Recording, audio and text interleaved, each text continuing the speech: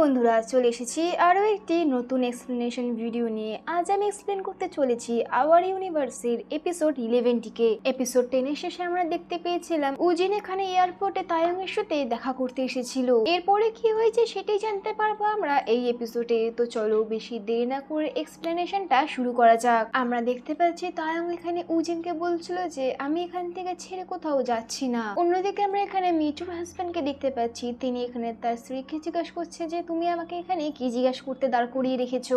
মিচুর husband তখন জিজ্ঞাসা করে থাকে তুমি এখানে কি বলতে এসেছো। মিচু তখন তাকে কিছু বলার চেষ্টা করছিল, কিন্তু তার মুখ থেকে এখানে কোনো মতে আওয়াজ বেরাচ্ছিল না। তখন তার হাজবেন্ড তাকে জানায় যে তুমি কি বলছো, আমি কিছু তোমার কথা ঠিক মতো বুঝতেই পারছি না।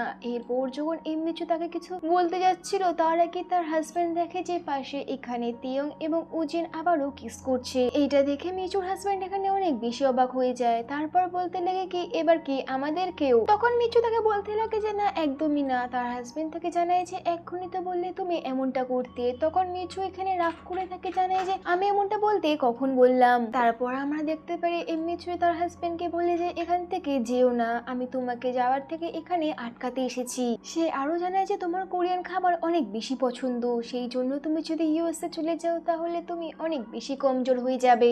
মিচুর হাজবেন্ড ব্যাপারটা একটু বুঝতে পারছিল না, সেই কারণে তাকে সে বারবার জিজ্ঞাসা করছিল তুমি কি আমার সাথে মজা করছো। কিন্তু মিচু তাকে জানায় যে এমনটা একদমই না, আমি যদি তোমার সাথে মজাই করতাম তাহলে আমি ধরি না এখানে দৌড়ে দৌড়ে আসতাম। মিচুর হাজবেন্ড তাকে বলে যে তুমি কি আমার জন্য এখানে সত্যি এসেছো। এইটা বলে এখানে সে তাকে হাগ করতে যায়, কিন্তু মিচু তার থেকে তাকে দূরে সরিয়ে দেয় এবং বলতে লেগে তুমি কি এখানে পাগল হয়ে গেছো। তারপর মিচু এখান থেকে চলে যাচ্ছিল আর তার হাজবেন্ড তার পিছনে পিছনে এখানে দৌড়াতে চালু করে দেয়। অন্যদিকে আমরা উজুন এবং তিয়ংকে একসাথে দাঁড়িয়ে থাকতে দেখতে পাচ্ছি। উজুন তাকে এখানে জিজ্ঞাসা করছিল যে তুমি সত্যি এখান থেকে চলে যাচ্ছ না তো। তিয়ং তখন তাকে জানায় যে একদমই না, সে আমেরিকাতে যাচ্ছে না। তখনই তাদের মাঝখানে এখানে মিচুর হাজবেন্ড আসে এবং এসে তাদেরকে জানায় যে তোমাদেরকে ডিস্টার্ব করার জন্য সরি বলে সেখান থেকে ব্যাগটিকে নিয়ে চুপচাপ চলে যায়। উজিন এইটা দেখে এখানে অনেক বেশি অবাক হয়ে যায় এবং সে বুঝতে পারে যে সে এখানে ভুল ভেবে নিয়েছিল। এর জন্য এখানে সে একটু ঘাবড়ে যায়, তবে এটা জেনে সে অনেক বেশি খুশি হচ্ছিল যে সে তার মনের ফিলিংসটা এখানে তাকে বলে ফেলেছে।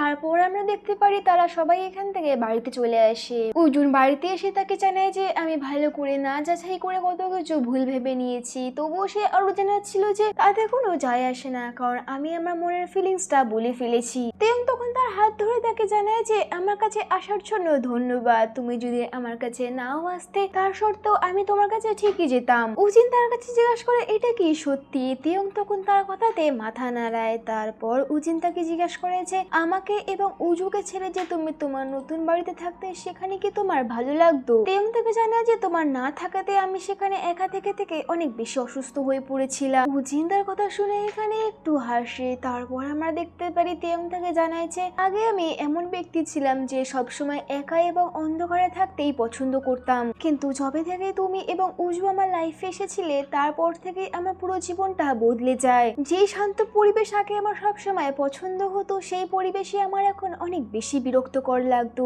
আমার প্রত্যেকটা ছোট্ট ছোট্ট মুহূর্ত গুলো একা মনে হতো। তোমাদের দুজনের কথার আওয়াজ এবং তোমাদের কথা আমার অনেক বেশি মনে পড়তো। হয়তো তোমার এবং উজুকে ছাড়া আমি আর এখন ঠিক মতো বাঁচতেই পারবো না। উজিন তখন তাকে হাসতে হাসতে বলে যে এখন আর চিন্তা করো না, আমরা এখন একসাথেই থাকবো। তাড়াতাড়ি করে তুমি ফ্রেশ হয়ে নাও, এখন থেকে আর তোমাকে চিন্তা করতে হবে না, সবসময় আমি এখন তোমার সাথেই থাকবো। এটা শুনে তিয়ং এখানে একটু হাসে। তারপর উজিন তাকে জিজ্ঞাসা করে তুমি কি রামেন খেতে চাও। তিয়ং এবং উজু এটা শুনে দুজনে অনেক বেশি অবাক হয়ে যায়। তারপর আমরা দেখতে পারি উজু এখানে রুমের দরজাটিকে বন্ধ করে দেয়। কিছুক্ষণ পর আমরা দেখতে পারি তিয়ং এখানে উজুকে ঘুম পাড়িয়ে রুমের থেকে বাইরে চলে আসে। উজুন তখন তাকে জানায় যে তুমি সকাল থেকে এখনো ঠিক মতো কিছুই খাওনি, সেই কারণে চুপচাপ তাড়াতাড়ি বসে এই খাবারটি খেয়ে নাও। আমি যতটাই রান্না করতে পারতাম ততটাই ভালো করে করার চেষ্টা করেছি, এইগুলো ছাড়া আমি ঠিক মতো আর কিছুই রান্না করতে পারি না। তেং যখন বাটির মধ্যে দেখে তখন সে দেখে বুঝতে পারে যে সে শুধু এখানে রামেন খাওয়ার কথাই বলেছিল। তারপর আমরা দেখতে পারি উজিন এখান থেকে রামেন খাওয়া চালু করে দেয়। তেং তার দিকে এখানে চুপ করে তাকে দেখেই যাচ্ছিল। তারপর উজিন তাকে জিজ্ঞেস করে যে তুমি এখানে খাচ্ছ না কেন। তেং তখন তাকে জানায় যে কিছুই হয়নি। উজিন তাকে আরো জানায় যে তোমার সাথে হঠাৎ করে সমস্ত কিছু ঠিক হয়ে যাওয়াটা অনেক বেশি অদ্ভুত লাগছে। তখন তেয়ং তাকে জানায় যে এই সমস্ত কিছুর অভ্যেস করে নাও, কারণ আমার সাথে এখন তোমাকে এই সমস্ত মুহূর্ত মুহূর্তগুলোকেই কাটাতে হবে। তেয়ং তখন তাকে জানায় যে আর এমনিতেও আমি অনেক জেন্টাল একটা ছেলে।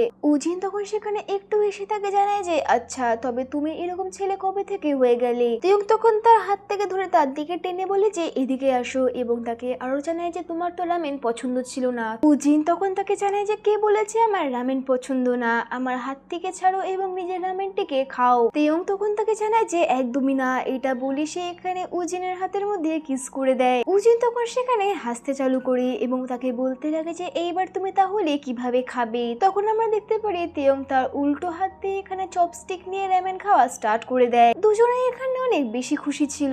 এর পরের দিনের সিন আমরা দেখতে পাচ্ছি যেখানে উজিন ইউনসুকের সাথে দেখা করতে এসেছে। সে তাকে এসে বলছিল যে আমাকে ক্ষমা করে দাও, কালকে আমি সেখান থেকে হঠাৎ করে চলে গেছিলাম। ইউনসুক তাকে বলে যে কি হয়েছে, তুমি কেন চলে গেছিলে? উজিন তখন তাকে জানায় যে আমিও তোমাকে অনেক পছন্দ করতাম, কিন্তু এখন সঠিক সময়টা চলে এসেছে যে আমি তোমাকে এখন সত্যিটা জানিয়ে দিই। ইউনসুক তার কথা এখানে শান্ত হয়ে শুনছিল।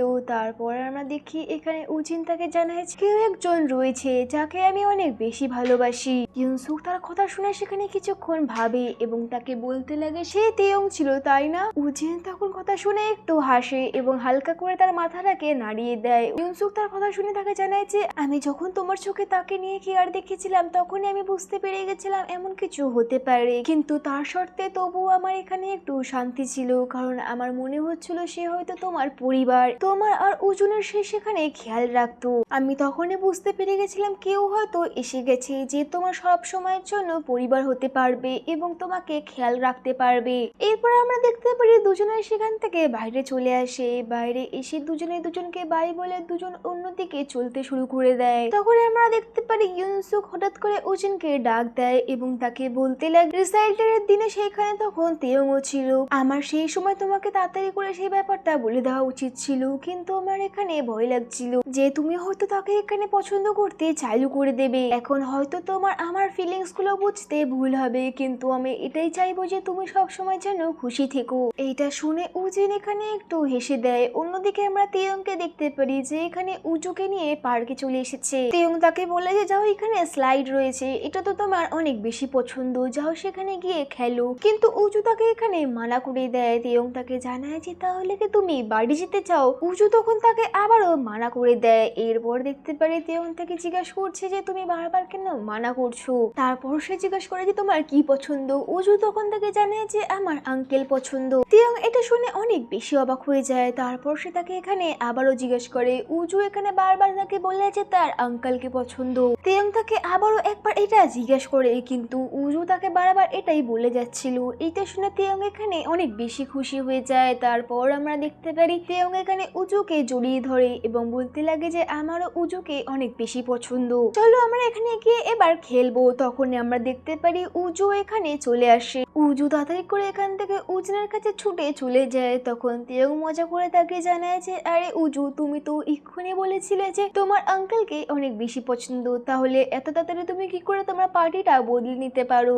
চলো তাহলে এবার আন্টির সাথে খেলি। তারপর আমরা দেখতে পারি এখানে তারা তিনজন মিলে পার্কের মধ্যে খেলছিল। এরপর কিছুক্ষণ পর তারা এখান থেকে বাড়ির দিকে ফিরছিল। তখন আমরা দেখতে পারি উজিন এখানে তেয়ংকে জিজ্ঞেস করছিল উজু রিসাইটালে এসেছিলে কিনা। তেয়ং তখন তাকে জানায় যে সেই সময় আমি গিয়েছিলাম, কিন্তু আমার অতটাও সাহস ছিল না। আমার তখন মনে হচ্ছিল যে আমি হয়তো তোমার এবং উজুনের জন্য ভালো ফ্যামিলি পার্সন হতে পারবো না। আমার মনে হচ্ছিল যে আমি বুঝতেই পারছিলাম না যে আমি কি এর যোগ্য ছিলাম কিনা। উজুন তখন তার কথা শুনে এখানে দাঁড়িয়ে পড়ে এবং তাকে বলতে লাগে আমার ডিমান্ড অনেক বেশি হাই। তেয়ং তখন তাকে জানায় যে এই ব্যাপারটা এখানে কোথা থেকে চলে আসলো। ইউনজুন তখন তাকে জানায় যে এর অর্থাৎ হলো যে আমি কাউকে ডেট করি না। যদি দ্বিতীয়বারও তোমার এরকম মনে হয় তাহলে আমার ওপর একবার ভরসা করার চেষ্টা করো। তেয়ং তার কথা শুনে এখানে একটু হাসে এবং তাকে বলতে লাগে এতদিন ধরে তাহলে আমরা ডেট করছিলাম, তাহলে আজকের দিন থেকে আমি সবার সামনে তোমার বয়ফ্রেন্ড হিসেবে থাকবো। উজিন তখন তাকে জানায় যে তোমার এতটাও জোরে বলাটা উচিত হবে কি। তেয়ং তখন তার কথা শুনে একটু হাসে এবং তাকে বলতে লাগে আমার কথা শুনে আমার গার্লফ্রেন্ড এত লজ্জা পাচ্ছে। উজিন তখন তাকে বলে যে তুমি চুপ করো, এটা চিল্লে চিল্লে সবাইকে বলো না।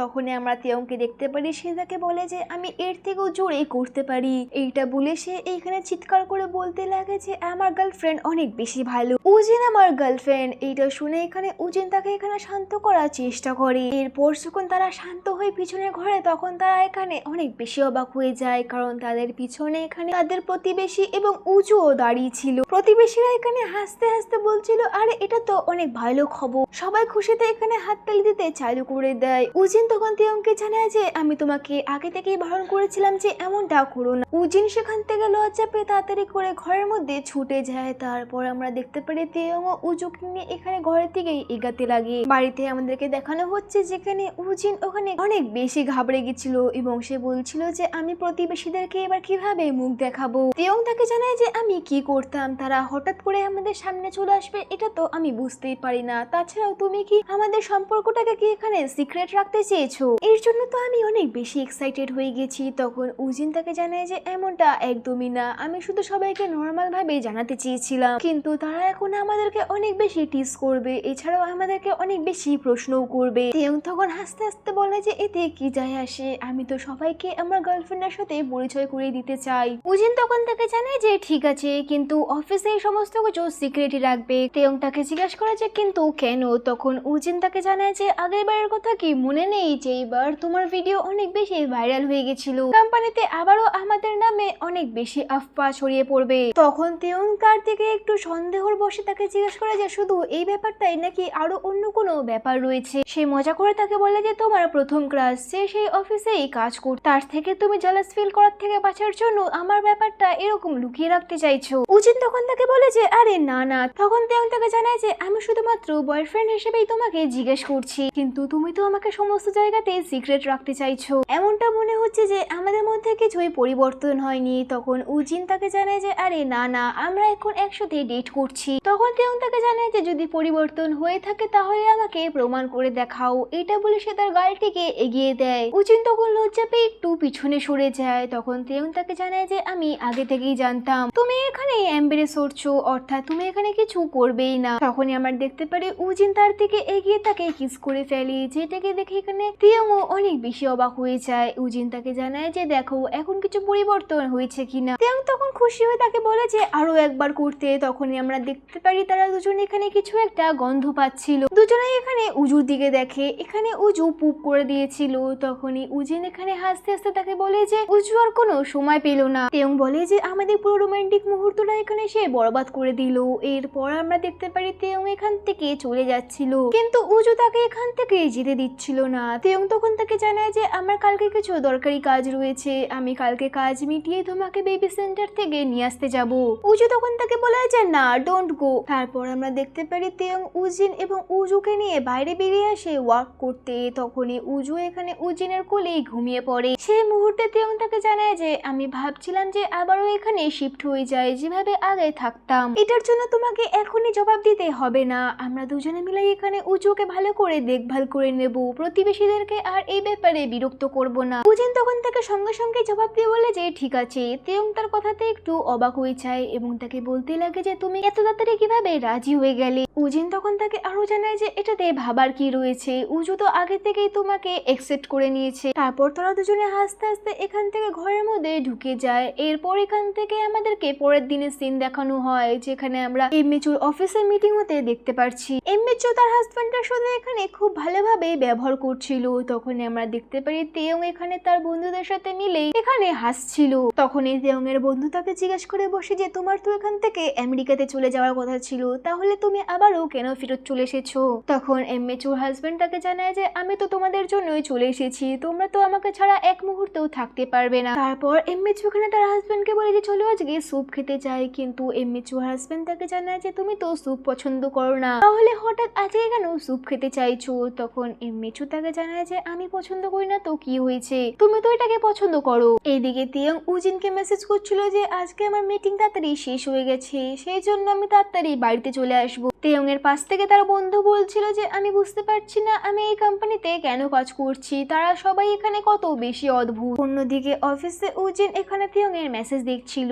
তারপর আমাদেরকে এখান থেকে উজুকে দেখানো হয়, যেখানে উজু অন্য বাচ্চাদের সাথে তার খেলনাগুলোকে শেয়ার করছিল না। টিচার এই ব্যাপারটি এখানে নোটিস করে। কিছুক্ষণ পর সেখানে তেয়ং উজুকে নিতে চলে আসে। তখন টিচার এখানে তেয়ংকে এসে জানায় যে আমি তোমার সাথে কিছু কথা বলতে চাই। তেয়ং সেখানে তাদের করে কিছু না শুনে আগে থেকে বলে দেয় যে আমার আগে থেকে গার্লফ্রেন্ড রয়েছে। তখন টিচার তাকে জানায় যে আরে না না, আমি উজুর ব্যাপারে কিছু কথা বলতে চাই। তারপর টিচার এখানে তেয়ংকে জিজ্ঞেস করছে যে উজু কি প্রত্যেক কথাতেই না জবাব দিত। তখন তেয়ং তাকে জানায় যে হ্যাঁ, সে সমস্ত কিছুতেই এখানে না বলতো। তখন টিচার তাকে ব্যাপারটি বোঝায় এবং বলে যে এখন যখন বাচ্চারা ছোট থাকে তখন তারা তাদের মনের ফিলিংসটাকে ভালো করে বোঝাতে পারে না, সেই জন্য তারা প্রত্যেকটা মুহূর্তে তাদের ফিলিংস গুলোকে বোঝানোর জন্য তাদের মতো করে জবাব দেয়। এইটা তাদের ধরন, যার ফলে তারা তাদের মনের কথাটি বোঝাতে পারে। সেই জন্য এই মুহূর্তে তাদের অনেক বেশি ভালোবাসা এবং অনেক বেশি কেয়ার প্রয়োজন হয়, যার জন্য উজু প্রত্যেকটা জবাবে এখানে না বলে। এরপর আমরা দেখতে পারি তেয়ং এখানে তার প্রতিবেশীদের সাথে বসে গল্প করছিল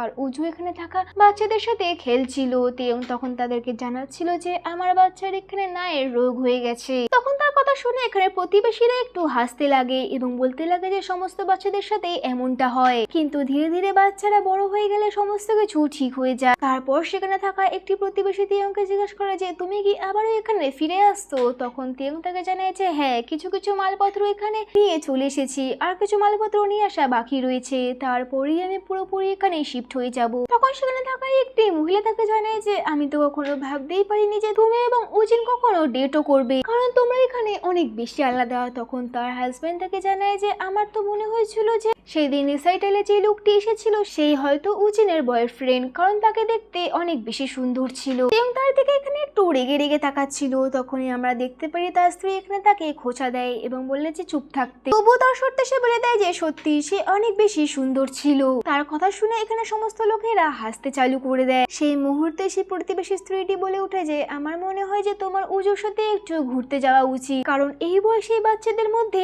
অনেক বেশি এনার্জি থাকে। আমরাও এই টাইমে ক্যাম্পিং চালু করেছিলাম, কারণ এর জন্য এখানে অনেক বেশি সময় পাওয়া যায়, কারণ নেচার এই সময় বাচ্চাদের জন্য অনেক বেশি উপকারী হয়। তখন এই পাশে থাকা একটি প্রতিবেশী তাকে জানায় যে তুমি আগে থেকেই সবাইকে বলে দিয়েছো যে তোমার গার্লফ্রেন্ড কত বেশি সুন্দর। সবাই এখানে অনেক বেশি মজা করছিল এবং এখানে হাসাহাসিও করছিল। এরপর আমরা দেখতে পারি কিছুক্ষণ পর তেয়ং এখানে উজুকে নিয়ে বাড়িতে চলে আসে। গেটের পাশে সেখানে সে কিছু লেটার্স দেখতে পায় যেগুলো এখানে ফ্যামিলি কোর্ট থেকে এসেছিল, আর এইগুলো এখানে উজিনের জন্য এসেছিল। আর এখানে এই পার্টটি শেষ হয়ে যায়। সিরিজ এক্সপ্লেনেশনটা যদি ভালো লেগে থাকে তো ভিডিওটাকে একটি লাইক এবং চ্যানেলটাকে সাবস্ক্রাইব করে নাও। দেখা হচ্ছে নেক্সট কোনো মুভি এক্সপ্লেনিং ভিডিওতে। ততদিনের জন্য ভালো থাকুন, সুস্থ থাকুন।